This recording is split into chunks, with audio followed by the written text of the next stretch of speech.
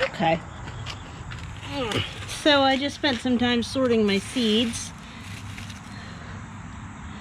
Ironweed, bone set, zigzag, goldenrod. Our native mallow does not have cheeses, it has these hard cones. Malva mochiatos, hibiscus. These are, I like to call them skittle plant, but that is a sweet magnolia, a really tall one that's been probably growing 100 years or so. These are blue vervain. That is bulrush. These are spice bush, Carolina allspice. These are silky dogwood, a very different variety than what I already have. Totally forget what these are, gotta check, but they're weird little balls. In the back there is green alder. This is more of the, this is a club moss I want to put in the pond. And then over here we have a couple of shagbark hickory, and then here we actually have an invasive. I wasn't sure. Well, I was pretty sure, but my friend was like, oh, pick some anyway, and I went for it. These are carnelian cherries. This was a crabapple that was actually delicious. It tasted almost like Granny Smith. And then these are groundnut seeds. I wanted groundnut like pulled from the earth, but it was really stuck in there with all the roots of everything else growing around it, so that wasn't in the cards. This is a original pile right here where there's just like various things. So the trick is going to be to get these all growing, hopefully. Oh jeez, I hate getting bit by flies. It's very annoying. My usual is to just put them directly in the ground. I also have some cuttings here from a black willow. I got really over busy. That actually was on Tuesday. It's now Sunday. I hope they're still okay. And then inside I have green alder as a cutting with more of those seeds on it. And, well, but I'm very happy to see that the green ones are actually opening, if you can see that there. And I have peach leaf willow, Salix interior. This is Salix nigra, black willow. And it's like a sandbar willow. Stupid fly. So those are the new acquisitions. I did already have a dwarf variety of sweet magnolia, and to my understanding, double check me, these are edible and they taste like magnolia smells.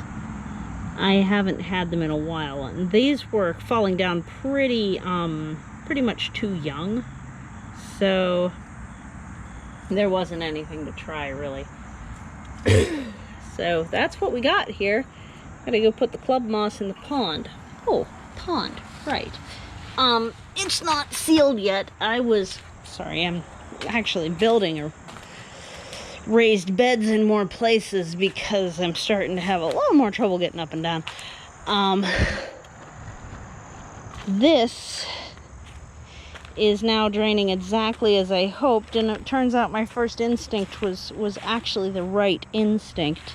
I put this here, and when I had it blocked with the rocks here, it actually ended up overflowing and going out that way, which goes to the street sooner and is more of a water thoroughfare as far as like going down here, not really seeping in too well, and then going into the catchment for the sump pump, which often overflows to the street. It's my safe overflow point.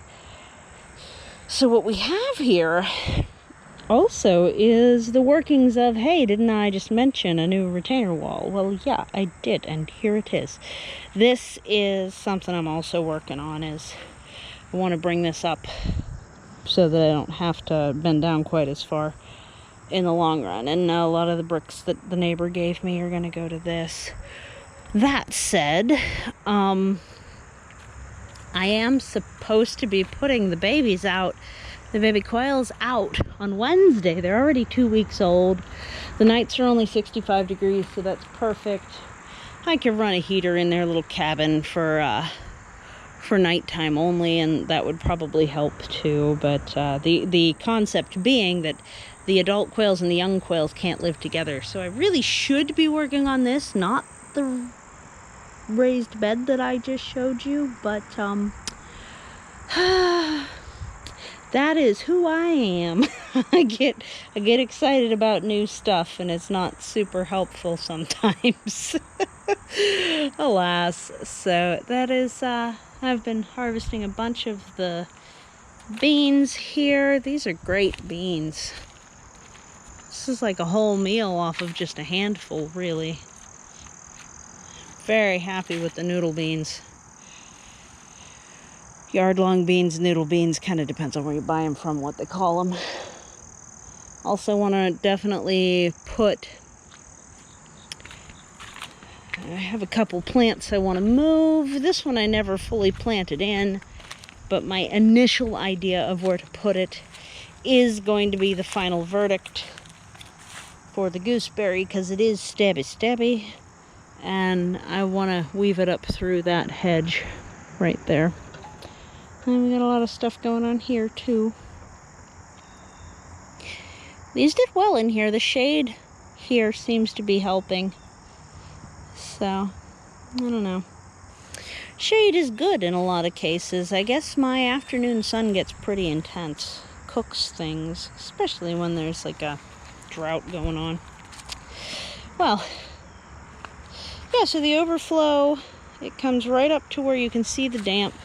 It comes right up to the sill here, but then it overflows that way, which is perfect. I actually had to pull through with my hand to get it cleared so that it would go down, because I wanted to go down here and water along the fedge, get more water into my little trees. So,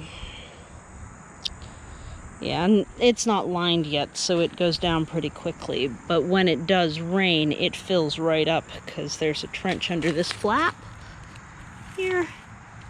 And it just pulls all the water from this corridor runs down here, and now it pulls it into here, which then overflows and takes it down there. Which is pretty nice, because before it was turning the corner and going right down the sidewalk. Which is, didn't I say I was going to show you my sunchokes? Look at this. Flump. Not blooming yet. They're in a lot of sun. Almost like a scorching level of sun, but they like to fall over. And they like to not bloom. And then I put a trench right in here too, which is going to divert it. Instead of going down the sidewalk and out into the street early, it's going to divert it down into the catch, then out to the street. And I do want to start lowering the sidewalk areas too, like these walk areas. Those are all snowdrops. Whew. But I do want to start lowering these so that they become catches, you know.